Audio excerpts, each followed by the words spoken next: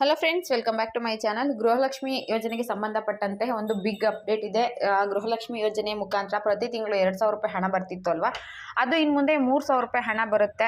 ಮಹಿಳೆಯರು ಪ್ರತಿಯೊಬ್ಬರು ಕೂಡ ತಪ್ಪದೇ ವಿಡಿಯೋನ ನೋಡಿ. ನಿಮಗೆ ಒಂದು ಬಿಗ್ ಅಪ್ಡೇಟ್ ಮತ್ತು ಒಂದು ಬಿಗ್ ಇನ್ಫಾರ್ಮೇಷನ್ ಇದೆ. ವಿಡಿಯೋನ ಎಲ್ಲೂ ಕೂಡ ಸ್ಕಿಪ್ ಮಾಡಬೇಡಿ. ಈ ಯೋಜನೆ ಮುಖಾಂತರ ನಿಮಗೆ ಪ್ರತಿ ತಿಂಗಳು 3,000 ರೂಪಾಯಿ ಹಣ ಬರುತ್ತಂತೆ. CM ಸಿದ್ದರಾಮಯ್ಯ ಅವರೇ ಇದ್ರ ಬಗ್ಗೆ ಮಾಹಿತಿಯನ್ನು ತಿಳಿಸ್ಕೊಟ್ಟಿದ್ದು. ಯಾವ ತಿಂಗಳಿಂದ ನಿಮಗೆ 3,000 ರೂಪಾಯಿ ಅಮೌಂಟ್ ಬರುತ್ತೆ, ಜೊತೆಗೆ ಬಾಕಿ ಹಣ ಬರಬೇಕಲ್ವಾ, ಅದ್ರ ಬಗ್ಗೆ ಕೂಡ ಒಂದು ಲೇಟೆಸ್ಟ್ ಅಪ್ಡೇಟ್ನ ತಿಳಿಸ್ಕೊಡ್ತೀನಿ. ನೋಡಿ, ಕರ್ನಾಟಕದಲ್ಲಿ ಇವತ್ತು ಕಾಂಗ್ರೆಸ್ ಸರ್ಕಾರ ಏನಾದರೂ ಅಧಿಕಾರದಲ್ಲಿ ಇದೆ ಅಂದರೆ ಅದಕ್ಕೆ ಮೇನ್ ರೀಸನ್ಸ್ಗಳೇ ಬಂದು 5 ಗ್ಯಾರಂಟಿ ಯೋಜನೆಗಳು. ಅದರಲ್ಲೂ ಕೂಡ ಪ್ರಮುಖವಾಗಿ ಗೃಹಲಕ್ಷ್ಮಿ ಯೋಜನೆ. ಈ ಯೋಜನೆ ಮುಖಾಂತರ ನಾವು ಅಧಿಕಾರಕ್ಕೆ ಬಂದು ಅಂದರೆ ಪ್ರತಿ ಮಹಿಳೆಗೆ ಅಂದರೆ ಮನೆ ಯಜಮಾನಿಗೆ 2,000 ರೂಪಾಯಿ ಖಾತೆಗೆ ಹಣ ಹಾಕ್ತೀವಿ. ನಾವು ಅಧಿಕಾರದಲ್ಲಿರೋವರೆಗೂ ಕೂಡ ನಿಮಗೆ 2,000 ರೂಪಾಯಿ ಹಣ ಹಾಕ್ತೀವಿ ಅಂತ ಹೇಳ್ತು. ಇಡೀ ದೇಶದಲ್ಲೇ ಕಾಂಗ್ರೆಸ್ ಅಧಿಕಾರನ ಕಳ್ಕೊಂಡು ಇನ್ನೇನು ಕೊನೆ ಸ್ಥಿತಿಲಿದೆ ಅನ್ನೋಂಥ ಹೇಳೋ ಟೈಮಲ್ಲಿ ಕಾಂಗ್ರೆಸ್ ಸರ್ಕಾರ ಕರ್ನಾಟಕ ಅಧಿಕಾರಕ್ಕೆ ಬಂತು. ಅದಾದ ನಂತರ ಬಹಳಷ್ಟು ಬೇರೆ ಬೇರೆ ರಾಜ್ಯಗಳಲ್ಲೂ ಕೂಡ ಇದೇ ರೀತಿ ಗ್ಯಾರಂಟಿ ಯೋಜನೆಗಳನ್ನ ಘೋಷಿಸಿದ್ರು. ಘೋಷಣೆ ಆದಮೇಲೆ ಅವರು ಕೂಡ ಅಧಿಕಾರಕ್ಕೆ ಬರೋಕ್ಕೆ ನಮ್ಮ ಕರ್ನಾಟಕ ಅವರಿಗೆ ಒಂದು ಒಳ್ಳೆಯ ದಾರಿಯನ್ನು ಮಾಡಿಕೊಡ್ತು. ಅಂದರೆ ಒಂದು ಒಳ್ಳೆ ಯೋಜನೆಗಳನ್ನ ಪರಿಚಯ ಮಾಡ್ತು. ಬೇರೆ ಬೇರೆ ಕಡೆ ಕೂಡ ಇದನ್ನೆಲ್ಲ ಅನುಸರಿಸ್ತಾ ಇದ್ದಾರೆ. ಸೊ ಫೈನಲಿ ಈಗ ಆ ಯೋಜನೆಯನ್ನು ಸುಮಾರು ಈಗ ಹತ್ರ 2 ವರ್ಷ ಆಗ್ತಾ ಬರ್ತಿದೆ ಅಲ್ವಾ, ಅದಕ್ಕೆ ಒಂದು ಭರ್ಜರಿ ಗುಡ್ ನ್ಯೂಸ್ ಕೊಡ್ತಾರೆ ಸಿದ್ದರಾಮಯ್ಯ ಅವರು. ಈ ಸಲದ ಬಜೆಟ್ನಲ್ಲಿ ಗೃಹಲಕ್ಷ್ಮಿ ಯೋಜನೆ 2,000 ರೂಪಾಯಿ ಹಣನ 3,000 ರೂಪಾಯಿಗೆ ಏರಿಕೆ ಮಾಡೋ ಸಂಬಂಧ ಒಂದು ಆದೇಶ ಬರುತ್ತೆ ಅಂತ ಹೇಳ್ತಾ ಇದ್ದಾರೆ. ಇದ್ರ ಬಗ್ಗೆ ಸಂಪೂರ್ಣವಾದ ಮಾಹಿತಿ ಸಿಗುತ್ತೆ. ವಿಡಿಯೋನ ಕಂಪ್ಲೀಟ್ ಆಗಿ ನೋಡಿ, ಎಲ್ಲೂ ಕೂಡ ಸ್ಕಿಪ್ ಮಾಡಕ್ಕೆ ಹೋಗಬೇಡಿ. ಹಾಗೆ ಫಸ್ಟ್ ಟೈಮ್ ನನ್ನ ಚಾನಲ್ ನೋಡ್ತಿದ್ದೀರಾ ಅಂದ್ಕೊಂಡ್ರೆ, ಫಸ್ಟ್ ಟೈಮ್ ನನ್ನ ಚಾನಲ್ ವಿಸಿಟ್ ಮಾಡಿದರೆ ದಯವಿಟ್ಟು ಚಾನಲ್ಗೆ ಸಬ್ಸ್ಕ್ರೈಬ್ ಮಾಡ್ಕೊಳ್ಳಿ. ಹಾಗೆ ಪಕ್ಕದಲ್ಲೇ ಕಾಣುವಂಥ ಬೆಲ್ ಐಕನ್ ಮೇಲೆ ಕೂಡ ಕ್ಲಿಕ್ ಮಾಡ್ಕೊಳ್ಳಿ. ಮುಂದೆ ಏನೇ ವಿಡಿಯೋ ಹಾಕಿದ್ರು ನಿಮಗೆ ಮೊದಲಿಗೆ ನೋಟಿಫಿಕೇಶನ್ ಬರುತ್ತೆ. ಈಗ ಆಲ್ರೆಡಿ ಯಾರ್ಯಾರು ಸಬ್ಸ್ಕ್ರೈಬ್ ಮಾಡ್ಕೊಂಡಿದ್ದಾರೋ ಅವರೆಲ್ಲರಿಗೂ ಕೂಡ ನನ್ನ ಹೃದಯಪೂರ್ವಕ ಧನ್ಯವಾದಗಳು. ಇದೇ ರೀತಿ ನನ್ನ ಚಾನಲ್ಗೆ ಸಬ್ಸ್ಕ್ರೈಬ್ ಮಾಡಿಕೊಂಡು ಸಪೋರ್ಟ್ ಮಾಡ್ತಾ ಇರಿ. ಹಾಗೆ ಇವತ್ತಿನ ಟಾಪಿಕ್ಗೆ ಬಂದ್ಬಿಡ್ತೀನಿ. ಗೃಹಲಕ್ಷ್ಮಿ ಯೋಜನೆ 2,000 ರೂಪಾಯಿ ಹಣನ ಇನ್ನು ಮುಂದೆ 3,000 ರೂಪಾಯಿ ಮಾಡ್ತಾರಂತೆ. 2 ವರ್ಷ ಹತ್ರ ಆಗ್ತಿದೆಯಲ್ವಾ, ಸೊ ಗೃಹಲಕ್ಷ್ಮಿಯರಿಗೆ ಗುಡ್ ನ್ಯೂಸ್ ಕೊಡೋಣ, ಇನ್ನೊಂದು ಸ್ವಲ್ಪ ಅವರಿಗೆ ಸಹಾಯ ಮಾಡೋಣ, ಅವರಿಗೆ ಮತ್ತೊಂದಷ್ಟು ಸ್ಫೂರ್ತಿ ಕೊಡೋ ಉದ್ದೇಶದಿಂದ ನಮ್ಮ CM ಸಿದ್ದರಾಮಯ್ಯ ಅವರು ಬಜೆಟಲ್ಲಿ 2,000 ರೂಪಾಯಿ ಗೃಹಲಕ್ಷ್ಮಿ ಹಣ ಕೊಡ್ತಿದ್ದಾರಲ್ವ, ಅದನ್ನು 3,000ಕ್ಕೆ ಏರಿಕೆ ಮಾಡುವಂತಹ ಸಾಧ್ಯತೆಗಳು ಬಹಳಷ್ಟು ಇದ್ದಾವೆ ಅಂತ ಹಲವಾರು ಸೋಷಿಯಲ್ ಮೀಡಿಯಾಗಳಲ್ಲಿ ಈವನ್ ಒಂದಷ್ಟು ಆರ್ಟಿಕಲಲ್ಲಿ ಕೂಡ ಬರ್ತಾ ಇದೆ. ಹೌದು, ಈಗ ಗೃಹಲಕ್ಷ್ಮಿ ಯೋಜನೆ ಏನಪ್ಪ ಉದ್ದೇಶ ಅಂದರೆ ಮಹಿಳೆಯರಿಗೆ ಆರ್ಥಿಕವಾಗಿ ಸಬಲೀಕರಣ ಮಾಡುವಂಥದ್ದು. ಅವ್ರಿಗೂ ಕೂಡ ಖರ್ಚುಗಳಿರುತ್ತೆ, ಅದನ್ನು ಬೇರೆಯವ್ರ ಮೇಲೆ ಡಿಪೆಂಡ್ ಮಾಡ್ಕೊಳ್ಳೋದು ಬೇಡ, ಸ್ವಲ್ಪ ಸಹಾಯ ಆಗಲಿ ಅನ್ನೋದೇ ಅವ್ರ ಉದ್ದೇಶ ಆಗಿತ್ತು. ಸೊ ಅದಕ್ಕೋಸ್ಕರ ಗೃಹಲಕ್ಷ್ಮಿ ಯೋಜನೆಯ ಮುಖಾಂತರ ಪ್ರತಿ ತಿಂಗಳು ಮನೆಯ ಯಜಮಾನಿಯ ಖಾತೆಗೆ 2,000 ರೂಪಾಯಿ ಹಣ ಹಾಕ್ತಿದ್ದಾರೆ. ಸುಮಾರು ಇಲ್ಲಿವರೆಗೂ 15 ಕಂತಿನ ಹಣ, ಒಟ್ಟು 30,000 ರೂಪಾಯಿ ಬಂದಿದೆ. 16ನೇ ಕಂತಿನ ಹಣ ಹಾಕೋದಕ್ಕೆ ಸರ್ಕಾರ ಸಿಕ್ಕಾಪಟ್ಟೆ ಹೆಣಗಾಡಿಸ್ತಾ ಇದೆ. ಸುಮಾರು 3-4 ತಿಂಗಳಿಂದ ಕೂಡ ನಾವು ಕಾಯ್ತಾ ಇದ್ದೀವಿ. ಇಲ್ಲಿವರೆಗೂ ಕೂಡ ಹಣ ಬಿಡುಗಡೆ ಆಗಿರೋದಿಲ್ಲ, ಮತ್ತೆ ಮಹಿಳೆಯರ ಖಾತೆಗೆ ಹಣ ಬಂದು ಕೂಡ ಇರೋದಿಲ್ಲ. ಈ ನಡುವೆ ಕರ್ನಾಟಕದಲ್ಲಿ ಬಜೆಟ್ ಮಂಡನೆ ಕೂಡ ಆಗ್ತಾ ಇದೆ. ಸತತವಾಗಿ CM ಸಿದ್ದರಾಮಯ್ಯ ಅವರು 16ನೇ ಬಾರಿ ಬಜೆಟ್ ಮಂಡನೆಯನ್ನು ಮಾಡ್ತಾ ಇದ್ದಾರೆ. ಈ ಸಂದರ್ಭದಲ್ಲಿ ಎಲ್ಲ ಮಹಿಳೆಯರಿಗೆ ಒಂದು ಭರ್ಜರಿ ಗುಡ್ ನ್ಯೂಸ್ ಕೊಡಬೇಕು. ಗೃಹಲಕ್ಷ್ಮಿ ಯೋಜನೆ 2,000 ರೂಪಾಯಿ ಹಣ ಏನಿದೆ ನಾವು ಪ್ರತಿ ತಿಂಗಳು ಹಾಕ್ತಾ ಇದ್ದೀವಿ, ಅದನ್ನು 3,000 ರೂಪಾಯಿಗೆ ಏರಿಕೆ ಮಾಡಬೇಕು. 3,000 ರೂಪಾಯಿ ಹಣ ಹಾಕೋದನ್ನ ಬಜೆಟಲ್ಲಿ ಆದೇಶ ಹೊರಡಿಸ್ತಾರೆ ಅಂತ ಒಂದಷ್ಟು ಕಡೆ ಸೋಷಿಯಲ್ ಮೀಡಿಯಾಗಳಲ್ಲಿ, ಬೇರೆ ಬೇರೆ ಕಡೆಗಳಲ್ಲಿ ಆರ್ಟಿಕಲ್ಗಳಲ್ಲಿ ಮಾಹಿತಿ ಬರ್ತಾ ಇದೆ. ಹೌದು, ಈ ರೀತಿಯಾಗಿ ಒಂದು ಸುದ್ದಿ ಕೂಡ ಹರಿದಾಡ್ತಾ ಇದೆ. ಗೃಹಲಕ್ಷ್ಮಿ ಯೋಜನೆ 3,000 ರೂಪಾಯಿಗೆ ಏರಿಕೆ ಮಾಡುವಂತಹ ಚಾನ್ಸಸ್ ಇದೆ ಅಂತ.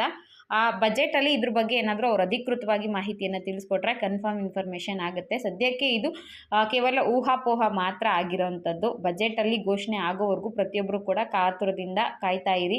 ಇನ್ ಕೇಸ್ ಅದರಲ್ಲಿ ಗೊತ್ತಾಯಿತು ಅಂದರೆ ಖಂಡಿತವಾಗ್ಲೂ ನಾನು ವಿಡಿಯೋ ಮಾಡಿ ತಿಳಿಸ್ತೀನಿ. ಇದರಲ್ಲಿ ನನ್ನ ಪರ್ಸ್ನಲ್ ಒಪಿನಿಯನ್ ಅಥವಾ ಸಾಮಾನ್ಯರಾಗಿ ಗೊತ್ತಿರೋಂಥ ವಿಷಯ ಏನಪ್ಪ ಅಂದರೆ, ಈಗ ಗೃಹಲಕ್ಷ್ಮಿ ಯೋಜನೆ, ಜ್ಯೋತಿ ಆಗಿರಬಹುದು, ಅನ್ನಭಾಗ್ಯ ಆಗಿರಬಹುದು, ಯುವ ನಿಧಿ, ಪ್ರತಿಯೊಂದು ಪಂಚ ಗ್ಯಾರಂಟಿ ಯೋಜನೆಗಳನ್ನ ಸರ್ಕಾರ ನಡೆಸ್ಕೊಂಡು ಹೋಗೋದಕ್ಕೆ ಸಿಕ್ಕಾಪಟ್ಟೆ ಕಷ್ಟಪಡ್ತಾ ಇದೆ. ಗೃಹಲಕ್ಷ್ಮಿ ಯೋಜನೆಯ ಹಣ ಈಗ 2,000 ರೂಪಾಯಿ ಹಾಕ್ತಾ ಇದ್ದಾರೆ ಅಲ್ವಾ. ಸುಮಾರು 1,22,00,000ಕ್ಕಿಂತ ಹೆಚ್ಚಿನ ಮಹಿಳೆಯರು ಈ ಯೋಜನೆಗೆ ಅರ್ಜಿನ ಸಲ್ಲಿಸಿರುವಂಥದ್ದು. ಪ್ರತಿ ತಿಂಗಳು ಇವರಿಗೆ ಹಣ ಹಾಕೋದಕ್ಕೆ ಸುಮಾರು 2,500 ಕೋಟಿಗಿಂತ ಹೆಚ್ಚಿನ ಹಣ ಬೇಕಾಗುತ್ತೆ. ಈ ಹಣ ಹೊಂದಿಸಿ ಕರೆಕ್ಟಾಗಿ ಎಲ್ಲ ಮಹಿಳೆಯರ ಖಾತೆಗೆ ಹಾಕೋದಕ್ಕೆ ಸರ್ಕಾರದಿಂದ ಸಾಧ್ಯ ಆಗ್ತಾ ಇಲ್ಲ.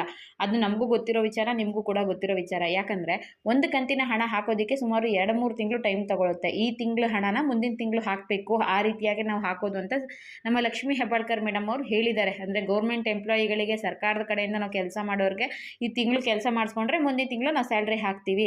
ಗೃಹಲಕ್ಷ್ಮಿ ಯೋಜನೆ ಕೂಡ ಅದೇ ರೀತಿ, ಈ ತಿಂಗಳು ಏನಿರುತ್ತೆ ಅದನ್ನು ಮುಂದಿನ ತಿಂಗಳು ಹಣ ಹಾಕ್ತೀವಿ ಅಂತ. ಆದರೆ ಒಂದು ತಿಂಗಳು ಹಣ ಹಾಕೋದಕ್ಕೆ ಅವರು ನೆಕ್ಸ್ಟ್ ಮಂತಲ್ಲಿ ಹಾಕ್ತಾ ಇಲ್ಲ, ಇನ್ನೂ ಒಂದು 3-4 ತಿಂಗಳು ಬಿಟ್ಕೊಂಡು ಹಾಕ್ತಾ ಇದ್ದಾರೆ. ನೀವು ಇದನ್ನೆಲ್ಲ ಕೂಡ ನೋಡಿರ್ತೀರಾ. ಯಾಕಪ್ಪ ಇಷ್ಟು ತಡ ಆಗ್ತಾ ಇದೆ ಅಂತ ನಿಮಗೂ ಕೂಡ ಗೊತ್ತಿದೆ. ಹಣಕಾಸಿನ ತೊಂದರೆ ಇರೋದ್ರಿಂದ ಸರ್ಕಾರದ ಹತ್ರ ದುಡ್ಡಿಲ್ಲ ಅನ್ನೋ ಕೊರತೆಯಿಂದಾಗಿ ಅವರು ಪ್ರತಿ ತಿಂಗಳು ಕರೆಕ್ಟಾಗಿ ಹಣ ಹಾಕ್ತಾ ಇಲ್ಲ. ಯಾರಾದರೂ ಕೇಳಿದ್ರೆ ನಮ್ಮ ಹತ್ರ ಯಾವುದೇ ರೀತಿ ತೊಂದರೆ ಇಲ್ಲ, ನಮ್ಮ ಹತ್ರ ಎಲ್ಲ ಹಣ ಇದೆ, ನಾವು ಟೆಕ್ನಿಕಲ್ ರೀಸನ್ಸ್ಗಳಿಂದ ಹಾಕೋಕ್ಕಾಗ್ತಾ ಇಲ್ಲ ಅಷ್ಟೇ, ನಮ್ಮ ಹತ್ರ ಹಣದ ಕೊರತೆ ಇಲ್ಲ ಅಂತ ಅವರು ಓಪನ್ ಆಗಿ ಹೇಳ್ತಾ ಇದ್ದಾರೆ. ಬಟ್ ಹಿಂದೆ ಬ್ಯಾಕ್ಗ್ರೌಂಡ್ಗಳನ್ನೆಲ್ಲ ಸರ್ಚ್ ಮಾಡಿದಾಗ ಅಥವಾ ಬೇರೆ ಬೇರೆ ಮಾಹಿತಿಗಳ ಮೂಲಕ ಸರ್ಕಾರದ ಹತ್ರ ದುಡ್ಡಿಲ್ಲ, ಅದಕ್ಕೋಸ್ಕರ ಹಣ ಹಾಕೋದಕ್ಕೆ ಸಿಕ್ಕಾಪಟ್ಟೆ ಹೆಣಗಾಡ್ತಾ ಇದ್ದಾರೆ ಅನ್ನೋ ಮಾಹಿತಿ ಕೂಡ ಸಿಗ್ತಾ ಇದೆ. ಮೇಲ್ನೋಟಕ್ಕೆ ಇದು ಗೊತ್ತಿರುವಂಥ ವಿಚಾರನೇ. ಸುಮಾರು ಒಂದು ತಿಂಗಳಿಗೆ ಬರೀ ಗೃಹಲಕ್ಷ್ಮಿ ಯೋಜನೆಗೆ 2,500 ಕೋಟಿ ಹಣ ಬೇಕಾಗುತ್ತೆ ಅಂದರೆ ಸರ್ಕಾರ ಬೇರೆ ಬೇರೆ ಅಭಿವೃದ್ಧಿ ಕಾರ್ಯಗಳನ್ನ ಮಾಡೋದು ಹೇಗೆ, ಬೇರೆ ಬೇರೆ ಯೋಜನೆಗಳಿರುತ್ತಲ್ಲ ಅದಕ್ಕೆಲ್ಲ ಹಣ ಹೊಂದಿಸೋದು ಹೇಗೆ ಅನ್ನೋದು ಒಂದಷ್ಟು ಪ್ರಶ್ನೆ ಆಗಿದೆ. ಈಗ 2,000 ರೂಪಾಯಿ ಕೊಡೋಕ್ಕೆ ಇಷ್ಟು ಕಷ್ಟಪಡ್ತಿರ್ಬೇಕಾದ್ರೆ 3,000 ರೂಪಾಯಿ ಹಣ ಎಲ್ಲಿಂದ ಅವರು ತಗೊಬರ್ತಾರೆ, ಎಲ್ಲಿಂದ ಹಾಕೋದಿಕ್ಕೆ ಸಾಧ್ಯ ಆಗುತ್ತೆ? ಅವಾಗ ಇನ್ನೂ ಇಷ್ಟು 1,000 ಕೋಟಿ ಬೇಕಾಗುತ್ತೆ. ಅಷ್ಟು 1,000 ಕೋಟಿ ಅರೇಂಜ್ ಮಾಡೋದಕ್ಕೆ ಸರ್ಕಾರ ಮತ್ತೆ ಯಾವ ರೀತಿಯ ಹಣ ಜಾಸ್ತಿ ಮಾಡಬಹುದು ಅಂದರೆ ಬೆಲೆ ಹೆಚ್ಚಳ ಮಾಡಬಹುದು ಅಥವಾ ಬೇರೆ ಕಡೆ ಸಾಲ ಮಾಡ್ಬೋದು. ಮುಂದೊಂದು ದಿನ ನಮ್ಮ ರಾಜ್ಯ ಸರ್ಕಾರ ದಿವಾಳಿ ಆಗಬಹುದು ಅನ್ನೋದನ್ನ ಕೂಡ ಈಗಾಗಲೇ ಹೇಳ್ತಾ ಇದ್ದಾರೆ. ಗ್ಯಾರಂಟಿ ಯೋಜನೆಗಳಿಗೆ ಅಷ್ಟು ಹಣ ಖರ್ಚಾಗುತ್ತೆ. ಅದು ಒಂದೇ ಯೋಜನೆ ಆಗಿದ್ರೆ ಹೇಗೋ ಅಡ್ಜಸ್ಟ್ ಮಾಡ್ತಿದ್ರೇನೋ. ಮತ್ತೊಂದು ಕಡೆ ಅನ್ನಭಾಗ್ಯ ಯೋಜನೆ ಅಡಿಯಲ್ಲಿ ಕೂಡ 6-7 ತಿಂಗಳು ಅಮೌಂಟು ಹಾಕಬೇಕು ಸರ್ಕಾರ. ಅದನ್ನು ಕೂಡ ಹಾಕೋದಕ್ಕೆ ಸಿಕ್ಕಾಪಟ್ಟೆ ಲೇಟ್ ಮಾಡ್ತಾ ಇದೆ. ಏನಕ್ಕೆ ಹಣ ಹಾಕ್ತಾ ಇಲ್ಲ ಅಂತ ಅವ್ರನ್ನೇನಾದರೂ ವಿಚಾರಿಸೋದಕ್ಕೆ ಹೋದರೆ ಟೆಕ್ನಿಕಲ್ ಪ್ರಾಬ್ಲಮ್ಮು, ಸರ್ವರ್ ಇಶ್ಯೂ, ಇದಕ್ಕೋಸ್ಕರ ಹಣ ಹಾಕಿಲ್ಲ ಅಂತ ಹೇಳ್ತಾ ಇದ್ದಾರೆ. 6-7 ತಿಂಗಳು ಬೇಕಾಗಿತ್ತ ಸರ್ವರ್ಗಳನ್ನ ಸರಿ ಮಾಡೋದಕ್ಕೆ ಅಂತ ಒಂದು ಕಡೆ ಕೇಳ್ತಾರೆ. ಮತ್ತು ಇತ್ತೀಚೆಗೆ ಸ್ವಲ್ಪ ಜನಕ್ಕೆ ಅನ್ನಭಾಗ್ಯ ಯೋಜನೆಯ ಹಣ ಹಾಕಿದ್ರು. ಅದರಲ್ಲಿ ಒಂದು ಕಂತಿನ ಹಣ ಬಿಡುಗಡೆ ಮಾಡೋದಕ್ಕೆ ಸರ್ವರ್ ಪ್ರಾಬ್ಲಮ್ ಏನು ಇರೋದಿಲ್ಲ, ಬಾಕಿ ಹಣ ಹಾಕಬೇಕು ಅಂದರೆ ಸರ್ವರ್ ಪ್ರಾಬ್ಲಮ್ಗಳಿರುತ್ತಾ, ಈ ರೀತಿಯಾಗಿ ಕೂಡ ಕೇಳ್ತಾರೆ. ಆ ರೀತಿ ಅವ್ರು ಹೇಳಿದ್ರು ಕೂಡ ನಿಜವಾದ ಸತ್ಯಾಂಶ ಏನಪ್ಪ ಅಂದರೆ ಸರ್ಕಾರದ ಹತ್ರ ದುಡ್ಡಿಲ್ಲ, ಅದಕ್ಕೋಸ್ಕರ ಅವರು ಹಣ ಹಾಕೋದಕ್ಕೆ ಆಗ್ತಾ ಇಲ್ಲ. ಅನ್ನಭಾಗ್ಯ ಆಗಿರಬಹುದು, ಗೃಹಲಕ್ಷ್ಮಿ ಆಗಿರಬಹುದು, ಸುಮಾರು ಹೆಚ್ಚು 1,000 ಕೋಟಿಗಿಂತ ಹಣ ಇದಕ್ಕೆ ಖರ್ಚಾಗುತ್ತೆ. ಓಕೆನಾ? ಇವುಗಳನ್ನೇ ಹೊಂದಿಸೋದಕ್ಕೆ ಸರ್ಕಾರದ ಕಡೆಯಿಂದ ಆಗ್ತಿಲ್ಲ. ಇನ್ನು ಗೃಹಲಕ್ಷ್ಮಿ 3,000 ರೂಪಾಯಿ ಮಾಡಿದ್ರು ಅಂದರೆ ಇನ್ನೂ 1,000 ಕೋಟಿ ಹಣ ಹೆಚ್ಚಿಗೆ ಬೇಕಾಗುತ್ತೆ. ಸರ್ಕಾರ ಅದನ್ನೆಲ್ಲ ಹೊಂದಿಸೋದಕ್ಕೆ ಇನ್ನೂ ಕಷ್ಟ ಆಗುತ್ತೆ.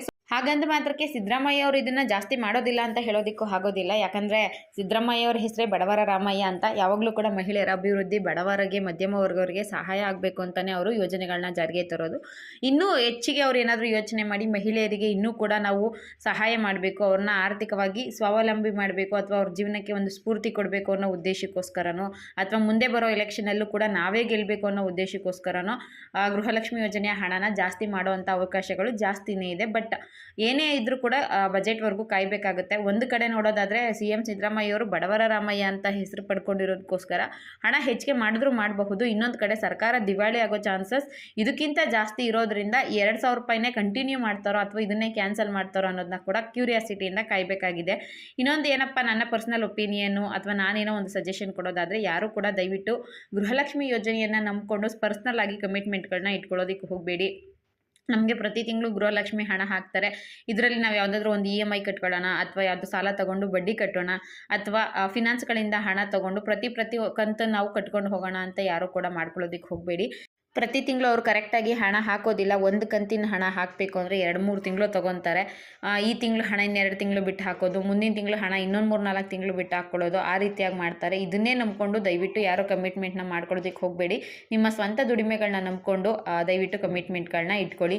ಅಥವಾ ಸಾಧ್ಯ ಆಯಿತು ಅಂದರೆ ಗೃಹಲಕ್ಷ್ಮಿ ಯೋಜನೆಯ ಮುಖಾಂತರ ಬರುವಂಥ ಹಣಗಳನ್ನೆಲ್ಲ ಕೂಡಿಟ್ಟು ನಿಮ್ಮದೇ ಆದಂತಹ ಒಂದು ಹೊಸ ಬಿಸ್ನೆಸ್ಗಳನ್ನ ಸ್ಟಾರ್ಟ್ ಮಾಡೋದಕ್ಕೆ ಪ್ರಯತ್ನ ಪಡಿ. ಬಿಸ್ನೆಸ್ ಅಂದರೆ ದೊಡ್ಡ ಮಟ್ಟದ ಬಿಸ್ನೆಸ್ಗಳಲ್ಲ, ಒಂದು ಟೈಲರಿಂಗ್ ಮಿಷಿನ್ ತೊಗೊಳ್ಳೋದು ಅಥವಾ ನಿಮ್ಮಲ್ಲೇ ಒಂದು ಸಣ್ಣ ಪುಟ್ಟ ಅಂಗಡಿ ಇಟ್ಕೊಂಡು ಅದರಿಂದ ಏನಾದರೂ ಮಾಡೋವಂಥ ಕೆಲಸಗಳನ್ನ ಮಾಡಿ. ಗೃಹಲಕ್ಷ್ಮಿ ಯೋಜನೆಯನ್ನು ನಂಬಿಕೊಂಡು ಕಮಿಟ್ಮೆಂಟ್ ಇಟ್ಕೊಂಡ್ರೆ ಅದು ತುಂಬಾ ಕಷ್ಟ ಆಗುತ್ತೆ. ಯಾವಾಗ ಬೇಕಿದ್ರೂ ಯೋಜನೆಗಳು 5 ಯೋಜನೆಗಳು ಕ್ಯಾನ್ಸಲ್ ಆಗೋ ಚಾನ್ಸಸ್ ಇರುತ್ತೆ. ನಾಳೆ ಬೇಕಿದ್ರೂ ಕ್ಯಾನ್ಸಲ್ ಆಗಬಹುದು, ನಾಡಿದ್ದು ಬೇಕಿದ್ರೂ ಕ್ಯಾನ್ಸಲ್ ಆಗಬಹುದು. ಇದಕ್ಕೆ ಹೇಳೋಕ್ಕಾಗಲ್ಲ, ಅದು ರಾಜ್ಯ ಸರ್ಕಾರದ ಮೇಲೆ ಡಿಪೆಂಡ್ ಆಗಿರುತ್ತೆ, ಅವ್ರ ಹಣ ಹೊಂದೋದ್ರ ಮೇಲೆ ಡಿಪೆಂಡ್ ಆಗಿರುತ್ತೆ, ಪ್ರತಿ ತಿಂಗಳು ಹಣ ಹಾಕೋದ್ರ ಮೇಲೆ ಡಿಪೆಂಡ್ ಆಗುತ್ತೆ. ಈಗ ನೀವೇ ನೋಡಿರೋ ರೀತಿಯಲ್ಲಿ ಅನ್ನಭಾಗ್ಯ ಯೋಜನೆದು 6-7 ತಿಂಗಳು ಹಣ ಬರಬೇಕು, ಗೃಹಲಕ್ಷ್ಮಿದು 3-4 ತಿಂಗಳು ಹಣ ಬರಬೇಕು. ಅದು ಕೂಡ ಡಿಲೇ ಮಾಡ್ತಾ ಇರೋದ್ರಿಂದ ಎಂಥ ದಡ್ಡನಿಗೂ ಕೂಡ ಗೊತ್ತಾಗುವಂಥದ್ದು ಸರ್ಕಾರದ ಹತ್ರ ಹಣ ಇಲ್ಲ, ಅದಕ್ಕೆ ಅವರು ಇಷ್ಟು ಲೇಟ್ ಮಾಡ್ತಾ ಇದ್ದಾರೆ. ಹಣ ಇತ್ತು ಅಂದರೆ ಹಣ ಹಾಕೋದಕ್ಕೆ ಇಷ್ಟು ಸಮಯಾವಕಾಶ ಬೇಕಾಗಿರಲಿಲ್ಲ ಅಂತ ನನಗೆ ಅನಿಸಿದ್ದನ್ನ ನಾನು ಹೇಳಿದ್ದೀನಿ. ಮತ್ತೊಮ್ಮೆ ಹೇಳ್ತಿದ್ದೀನಿ, ಗೃಹಲಕ್ಷ್ಮಿ ಯೋಜನೆ ನಂಬಿಕೊಂಡು ದಯವಿಟ್ಟು ಯಾರು ಕೂಡ ಕಮಿಟ್ಮೆಂಟ್ ಮಾಡ್ಕೊಳ್ಳೋದಕ್ಕೆ ಹೋಗಬೇಡಿ. ಇದು ಒಂದು ಸಣ್ಣ ಸಜೆಷನ್ ಅಂದ್ಕೊಳ್ಳಿ. ಇದಿಷ್ಟು ಗೃಹಲಕ್ಷ್ಮಿ ಬಗ್ಗೆ ಇರುವಂತಹ ಅಪ್ಡೇಟು. 3,000 ರೂಪಾಯಿ ಹಣ ಹಾಕೋದು ಬಜೆಟಲ್ಲಿ ಘೋಷಣೆ ಆಗುತ್ತೆ. ಆ ಘೋಷಣೆ ಆದರೆ ನಿಮಗೆ ಗೊತ್ತಾಗುತ್ತೆ. ಸದ್ಯಕ್ಕೆ ಇದೊಂದು ಊಹಾಪೋಹದ ಸುದ್ದಿಯಾಗಿ ಇಟ್ಕೊಂಡಿರಿ, ಕ್ಯೂರಿಯಾಸಿಟಿ ಇರಲಿ. ದಯವಿಟ್ಟು ಹೋಪ್ ಇಟ್ಕೊಂಡು ಇದನ್ನೇ ನಂಬ್ಕೊಳ್ಳೋದಕ್ಕೆ ಹೋಗಬೇಡಿ. ಇದು ಏನಾಗುತ್ತೆ ಅಂತ ಮುಂದಿನ ದಿನಗಳಲ್ಲಿ ಗೊತ್ತಾಗುತ್ತೆ. ಇದನ್ನಿಷ್ಟು ಹೇಳ್ತಾ ವಿಡಿಯೋ ಮುಗಿಸ್ತಾ ಇದ್ದೀನಿ. ಇಲ್ಲಿವರೆಗೂ ವಿಡಿಯೋ ನೋಡಿದ ಪ್ರತಿಯೊಬ್ಬರಿಗೂ ಕೂಡ ಧನ್ಯವಾದಗಳು. ಇದೇ ರೀತಿ ಸಪೋರ್ಟ್ ಮಾಡ್ತಾ ಇರಿ. Thank you for watching friends.